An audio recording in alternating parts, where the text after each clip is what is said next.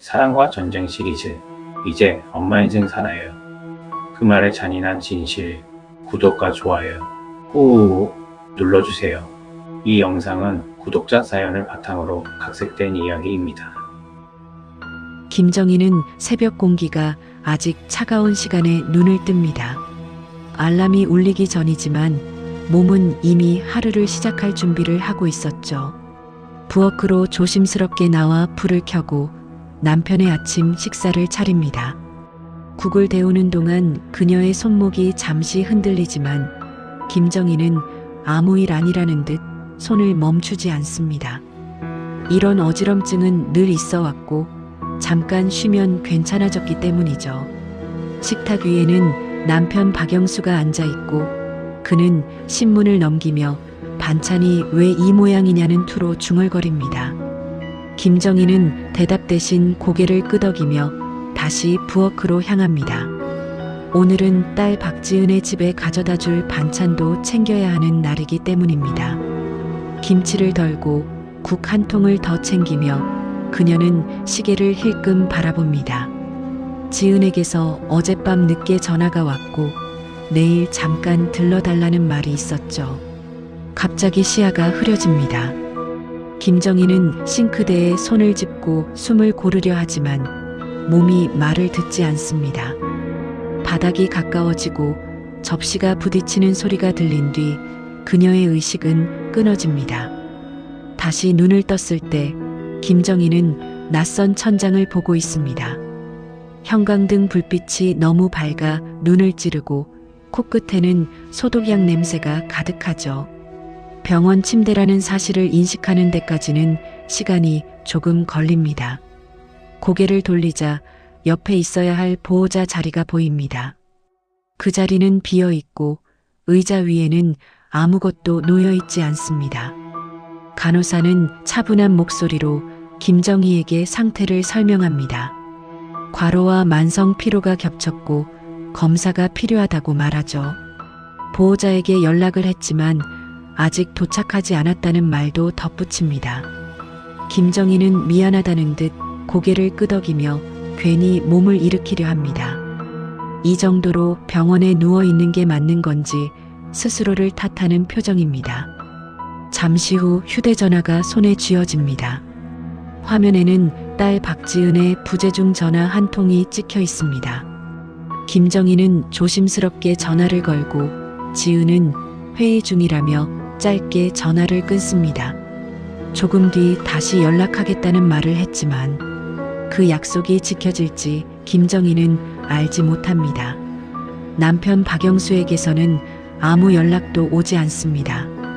늘 집에 있으면서도 정작 이런 순간에는 늘 자리에 없는 사람처럼 느껴집니다.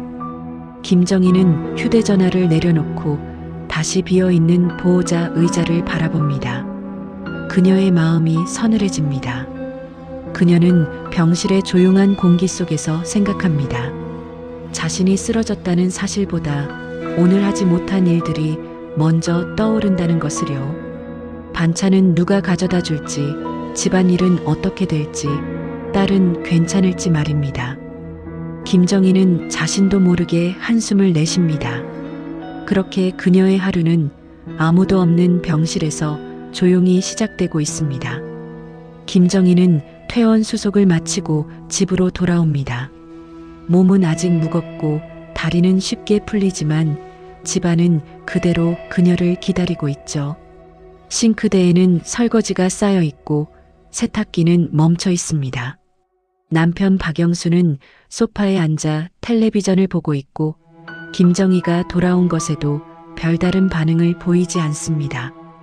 김정희는 잠시 숨을 고른 뒤 다시 앞치마를 맵니다. 의사가 당분간 쉬라고 했다는 말은 입 밖으로 나오지 않습니다. 그 말을 꺼내는 순간 설명해야 할 것이 너무 많아질 걸 알기 때문이죠. 그날 오후 딸 박지은이 집에 들어옵니다. 손에는 과일 봉투 하나가 들려 있고 얼굴에는 급한 기색이 묻어 있습니다. 안부를 묻는 말은 짧고 형식적이며 대화는 곧바로 현실 이야기로 넘어갑니다. 지은은 남편 사업이 예상보다 더 어려워졌다고 설명합니다. 은행에서 연락이 왔고 상환 날짜가 다가오고 있으며 아이들 학원비도 밀렸다고 말하죠. 김정희는 소파에 앉아 딸의 말을 조용히 듣습니다. 아직 회복되지 않은 몸보다 딸의 말이 먼저 마음을 누르고 있습니다. 지은은 이번이 정말 마지막이라고 강조합니다. 이 말만 넘기면 숨을 돌릴 수 있다며 다시는 이런 부탁 안 하겠다고 말합니다. 김정희는 그 말을 들으며 고개를 끄덕이지만 속에서는 묘한 불안이 올라옵니다. 마지막이라는 말이 얼마나 쉽게 다시 번복되는지 그녀는 이미 여러 번 겪어왔기 때문입니다. 김정희는 남은 적금과 보험을 머릿속으로 떠올립니다. 어떤 걸 해지하면 얼마가 나오고 어디까지 감당할 수 있을지 계산합니다. 지은은 그런 김정희의 표정을 보고 안도의 기색을 보입니다. 이미 답을 정해놓고 말을 꺼낸 사람처럼 보이죠. 잠시 침묵이 흐른 뒤 지은은 부드러운 목소리로 말을 덧붙입니다. 이제 엄마 인생을 살라며 엄마도 쉬어야 한다고 말합니다. 김정희는 그 말을 듣는 순간 가슴이 묘하게 식어가는 걸 느낍니다. 그 말은 위로처럼 들렸지만 마음에는 남지 않습니다. 오히려 오래 써온 물건을 내려놓으라는 통보처럼 느껴집니다. 김정희는 아무 대답도 하지 못한 채 손만 꼭 쥐고 있습니다. 지은은 엄마가 이해해 줄 거라 믿는 표정으로 자리를 정리합니다. 김정희는 딸의 뒷모습을 바라보며 방 안에 남은 침묵을 견뎌냅니다. 그날 이후 마지막이라는 말은 김정희의 머릿속에서 계속 맴돌기 시작합니다. 김정희는 딸 박지은이 다녀간 뒤에도 한동안 자리에 앉아 있습니다. 집안은 조용하지만 머릿속은 오히려 더 시끄럽습니다. 딸이 남기고 간 말들이 하나씩 떠오르며 가슴 깊숙한 곳을 눌러옵니다. 김정희는 천천히 일어나 서랍장을 엽니다. 무언가를 찾으려는 건 아니었지만 손은 자연스럽게 종이들이 쌓인 곳으로 향합니다. 봉투와 통장, 오래된 계약서들이 뒤섞여 있습니다. 김정희는 하나씩 꺼내며 날짜와 금액을 확인합니다. 그동안 자신이 얼마나 많은 결정을 설명 없이 받아들였는지 서류를 보며 실감하게 됩니다. 어떤 서류에는 자신의 이름이 또렷이 적혀 있지만 내용은 낯설게 느껴집니다. 김정희는 은행에서 받은 안내문을 떠올립니다. 최근 몇 년 사이 해지와 이체가 반복되었다는 말이 계속 마음에 걸립니다. 그때는 남편이 알아서 한 일이라 생각하고 깊이 묻지 않았습니다. 가족의 일은 가족이 해결하는 게 맞다고 믿었기 때문이죠. 그녀는 안방으로 들어가 남편 박영수의 책상 서랍을 엽니다. 평소라면 손대지 않았을 일입니다. 서랍 안에는 정리된 통장 하나와 자동이체 내역이 놓여 있습니다. 김정희는 그 통장을 들고 한참을 바라봅니다. 통장에는 자신이 알지 못했던 연금과 적금이 차곡차곡 쌓여 있습니다. 금액은 크지 않아 보여도 꾸준히 모아온 흔적이 분명합니다. 김정희는 손이 떨려 통장을 다시 내려놓습니다. 왜 이 통장은 자신에게 한 번도 이야기되지 않았는지 질문이 머릿속을 가득 채웁니다. 저녁 무렵 남편 박영수가 방으로 들어옵니다. 김정희는 통장을 들고 그를 바라봅니다. 조심스럽게 이게 무엇인지 묻지만 목소리는 예상보다 낮고 단단합니다. 박영수는 별일 아니라는 듯 자신의 노후 대비라고 설명합니다. 김정희는 더 묻지 못하고 고개를 끄덕입니다. 그러나 마음속에서는 무언가가 분명히 바뀌고 있습니다. 자신은 노후를 준비하지 않은 게 아니라 준비할 기회조차 없었다는 생각이 듭니다. 그날 밤 김정희는 쉽게 잠들지 못합니다.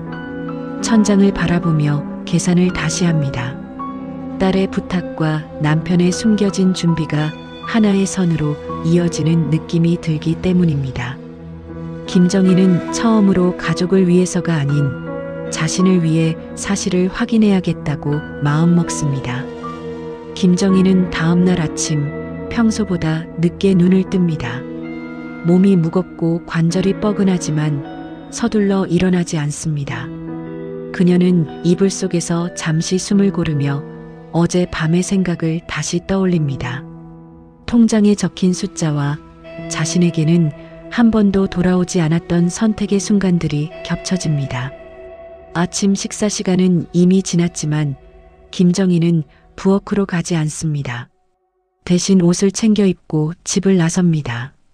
버스를 타고 동네 복지센터로 향하는 길은 낯설고 조용합니다. 이 시간에 집을 비운 적이 거의 없었던 탓에 창밖 풍경마저 새롭게 느껴집니다.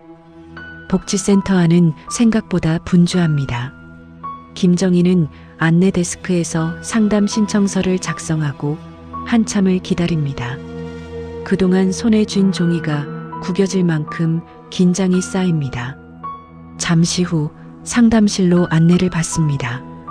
복지센터 직원 한미정은 김정희의 이야기를 차분히 듣습니다. 쓰러졌던 일, 딸의 부탁, 남편의 통장 이야기가 하나씩 정리되어 나옵니다. 한미정은 고개를 끄덕이며 재정 상태와 건강 상태를 분리해서 생각해야 한다고 설명합니다. 김정희는 그 말이 처음엔 낯설지만 점점 이해가 됩니다. 상담이 끝날 무렵 한미정은 법률 상담과 금융 확인 절차를 권합니다. 김정희는 그동안 가족 일은 집안에서 해결해야 한다고 믿어왔던 자신을 돌아봅니다. 그러나 지금 상황은 집안에서 감당할 수 있는 선을 이미 넘었다는 것도 인정하게 됩니다. 집으로 돌아오는 길, 김정희의 발걸음은 무겁지만 방향은 분명합니다. 그녀는 집 문 앞에서 잠시 멈춰섭니다. 문을 열면 다시 예전으로 돌아갈 것 같은 기분이 들기 때문입니다. 저녁이 되어 딸 박지은에게서 연락이 옵니다. 김정희는 바로 받지 않고 한참 뒤에 전화를 받습니다. 지은은 지원 일정에 대해 다시 확인하려 하지만 김정희는 말을 아낍니다. 김정희는 이번에는 바로 답하지 않겠다고 말합니다. 확인해야 할 것들이 있고 결정은 그 다음에 하겠다고 전합니다. 지은의 목소리가 순간 굳어지지만 김정희는 그 반응을 애써 외면합니다. 전화를 끊은 뒤 김정희는 깊게 숨을 들이쉽니다. 처음으로 부탁을 미루고 선을 그은 순간입니다. 그녀는 아직 결론을 내리지 않았지만 돌아갈 수 없는 지점에 서 있음을 느낍니다. 김정희는 복지센터 상담 이후 며칠 동안 집안의 공기를 유심히 살핍니다. 아무 말도 하지 않았지만 집은 이미 이전과 다른 긴장으로 채워져 있습니다. 남편 박영수는 식사 시간이 지나도 김정희를 찾지 않고 대신 불편한 침묵을 길게 유지합니다. 그 침묵은 배려가 아니라 기다림에 가까워 보입니다. 김정희가 먼저 예전으로 돌아오기를 바라는 태도죠. 며칠 뒤 김정희는 식탁 위에 서류 봉투를 올려놓습니다. 은행에서 발급받은 거래 내역과 연금 관련 자료, 상담 메모가 함께 들어 있습니다. 그녀는 남편과 딸 박지은을 집으로 부릅니다. 집안에 셋이 모이는 일은 흔했지만 이렇게 목적이 분명한 자리는 드뭅니다. 김정희는 서류를 하나씩 꺼내 테이블 위에 놓습니다. 날짜와 금액, 자신의 이름이 적힌 부분을 천천히 짚어나갑니다. 설명은 길지 않지만 내용은 분명합니다. 지원 요청이 반복될수록 자신의 노후가 비워졌다는 사실이 숫자로 드러납니다. 박영수는 서류를 보며 얼굴을 찌푸립니다. 집안일을 이런 식으로 끄집어내는 건 과하다는 표정입니다. 그는 정희가 요즘 예민해졌다고 판단하며 상황을 축소하려 합니다. 김정희는 그 반응이 익숙하다는 듯 고개를 숙이지 않습니다. 박지은은 처음에는 말없이 서류를 넘깁니다. 그러다 점점 표정이 굳어지고 계산이 틀어졌다는 걸 깨닫습니다. 그녀는 엄마가 갑자기 이렇게 나오는 이유를 이해하지 못한 채 당황합니다. 이 문제는 늘 조용히 해결되어 왔기 때문입니다. 김정희는 지원을 중단하겠다는 결정을 분명히 전합니다. 그리고 통장과 재산을 분리하겠다는 계획도 함께 알립니다. 그 말이 끝나자 집안의 공기가 무겁게 가라앉습니다. 지금까지 유지되던 질서가 흔들리고 있다는 신호입니다. 박영수는 집안이 어떻게 돌아가겠느냐며 현실을 들먹입니다. 지은은 아이들과 생활을 이유로 다시 한번 부담을 덜어달라 말합니다. 두 사람의 반응은 다르지만 방향은 같습니다. 김정희가 다시 책임을 져주길 바라는 태도입니다. 김정희는 더 이상 설득하지 않습니다. 이미 설명은 충분했고 이해는 선택의 문제라는 걸 알게 되었기 때문입니다. 그녀는 서류를 다시 봉투에 넣고 자리를 정리합니다.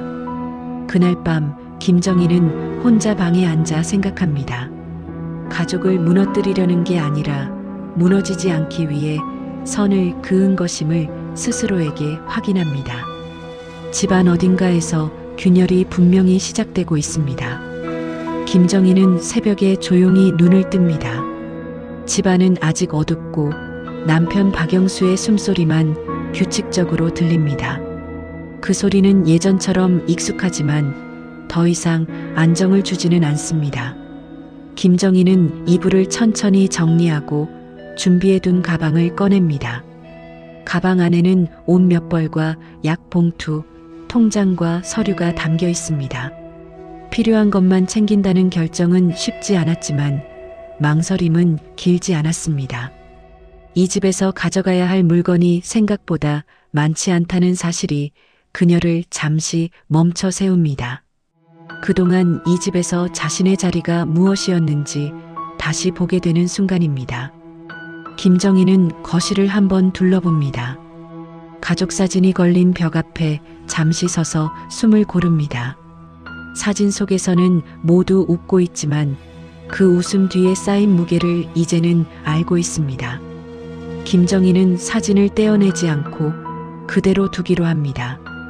현관문을 나서는 순간 문고리를 잡은 손에 힘이 들어갑니다. 뒤에서 누군가 부르지 않을까 잠시 귀를 기울이지만 집은 조용합니다. 그 조용함이 김정희의 결심을 더 단단하게 만듭니다. 그녀는 신발을 신고 문을 닫습니다. 집을 나선 김정희는 미리 알아본 작은 월세방으로 향합니다. 부동산 중개인은 계약 내용을 차분히 설명하고 김정희는 하나씩 확인합니다. 서명을 마치는 동안 손이 떨리지만 멈추지는 않습니다. 이 선택이 되돌릴 수 없다는 사실을 알고 있기 때문입니다. 방은 작고 단출합니다. 가구도 거의 없고 창문 밖 풍경도 특별하지 않습니다. 하지만 김정희는 방 한가운데 서서 한참을 움직이지 않습니다. 이 공간이 앞으로 자신의 생활 전부가 될 것을 받아들이는 시간입니다. 짐을 풀고 나서 김정희는 병원으로 향합니다.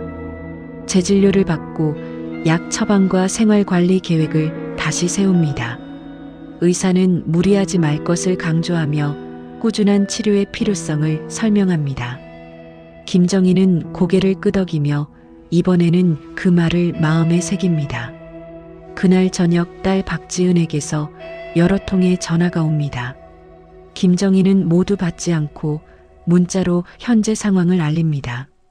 당분간은 연락을 줄이고 필요한 이야기는 정리해서 하겠다는 내용입니다. 휴대전화를 내려놓은 김정희는 방 안에 혼자 앉아 있습니다. 낯선 공간이지만 숨이 막히지는 않습니다. 집을 나섰다는 사실보다 더 이상 버티지 않아도 된다는 안도감이 먼저 찾아옵니다. 김정희가 집을 나간 뒤 남편 박영수의 하루는 예상보다 빠르게 흐트러집니다. 아침에 일어나도 식탁은 비어 있고 전날 먹다 남은 반찬만 냉장고에 남아 있습니다. 영수는 잠시 멍하니 서 있다가 밖에서 식사를 해결하지만 그 일이 반복되자 불편함이 쌓입니다. 집안일이 밀려가고 세탁과 청소가 눈에 띄게 늦어지면서 생활의 틀이 어긋나기 시작합니다. 딸 박지은의 집에서도 변화가 드러납니다. 엄마의 지원이 끊기자 가계부의 숫자가 그대로 모습을 드러냅니다. 지은과 남편 이도현은 지출 내역을 정리하며 그동안 숨겨왔던 문제를 마주하게 됩니다. 아이들 학원 일정이 조정되고 불필요했던 소비가 하나씩 줄어듭니다. 지은은 여러 번 김정희에게 연락을 시도합니다. 전화는 연결되지 않고 문자에는 짧은 답만 돌아옵니다. 지은은 엄마가 잠시 화가 난 것이라 생각하며 기다리지만 상황은 달라지지 않습니다. 영수는 주변 사람들에게 김정희의 부재를 설명하려다 말을 흐립니다. 아내가 없어진 이유를 정확히 말하기 어렵기 때문입니다. 집안의 균열이 외부로 드러나는 순간을 피하려는 태도입니다. 김정희는 월세방에서 규칙적인 생활을 이어갑니다. 복지센터 프로그램에 참여하고 병원 진료 일정에 맞춰 움직입니다. 하루에 해야 할 일이 줄었지만 하루를 보내는 밀도는 오히려 높아집니다. 지은은 결국 김정희에게 직접 찾아옵니다. 작은 방에서 마주한 엄마는 예전보다 말수가 적고 표정이 차분합니다. 지은은 도움을 다시 요청하려다 말을 아끼고 상황을 설명하는데 그칩니다. 김정희는 딸의 이야기를 끝까지 듣고 원칙을 다시 확인합니다. 지원을 재개하지 않겠다는 입장은 변하지 않고 필요한 절차는 안내합니다. 지은은 그제야 엄마가 돌아오지 않는다는 사실을 받아들이기 시작합니다. 집과 딸의 가정에서 동시에 드러난 불편함은 공통점을 가집니다. 그동안 김정희가 채워주던 빈자리가 너무 컸다는 사실입니다. 당연하게 여겼던 역할이 사라지자 각자의 책임이 선명해집니다. 김정희의 아침은 더 이상 서두르지 않습니다. 알람이 울리면 바로 일어나지 않고 창문으로 들어오는 빛을 잠시 바라봅니다. 작은 방 안은 조용하고 단정하며 누군가를 깨우거나 부를 필요가 없습니다. 김정희는 천천히 몸을 일으켜 물 한 컵을 마시고 약을 챙겨 먹습니다. 탁자 위에는 그녀의 이름이 적힌 통장과 수첩이 나란히 놓여 있습니다. 수첩에는 병원 일정과 복지센터 프로그램, 다음 주에 할 작은 약속들이 정리돼 있습니다. 김정희는 그 글자들을 하나씩 확인하며 하루의 흐름을 그려봅니다. 누군가의 일정에 맞춘 계획이 아니라 스스로 정한 순서라는 점이 분명합니다. 외출 준비를 하며 거울 앞에 섭니다. 옷차림은 소박하지만 예전처럼 급하거나 초조하지 않습니다. 김정희는 자신의 얼굴을 한참 바라보다가 고개를 끄덕입니다. 조금 늙었고 조금 지쳐 보이지만 더 이상 어두운 표정은 아닙니다. 동네 카페에 들러 커피를 주문합니다.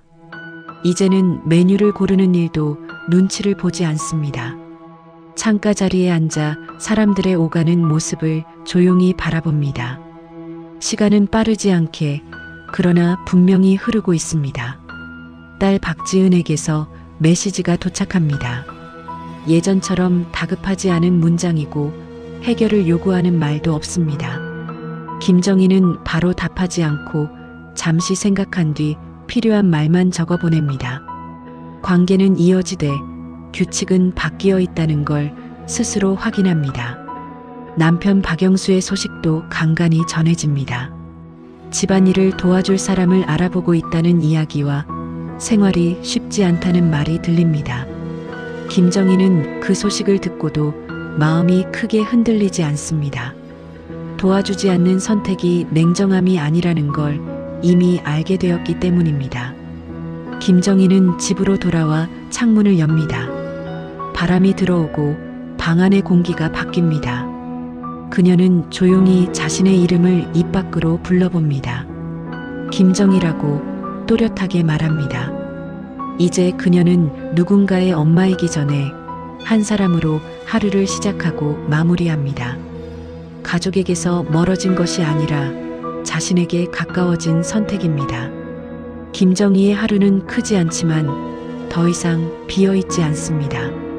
이 이야기를 듣는 누군가에게 주인공의 인생은 가족을 위해 살았던 인생이 잘못은 아니지만 이제부터는 나를 위해 사는 용기가 필요합니다. 라는 말을 남깁니다. 이것이 주인공 김정희가 남긴 가장 값비싼 인생 수업이었습니다. 여러분의 생각을 댓글로 남겨주세요. 이 이야기는 남의 이야기가 아닐지도 모릅니다. 사랑과 전쟁 시리즈 이제 엄마 인생 살아요. 그 말의 잔인한 진실, 구독과 좋아요 꾹 눌러주세요. 이 영상은 구독자 사연을 바탕으로 각색된 이야기입니다.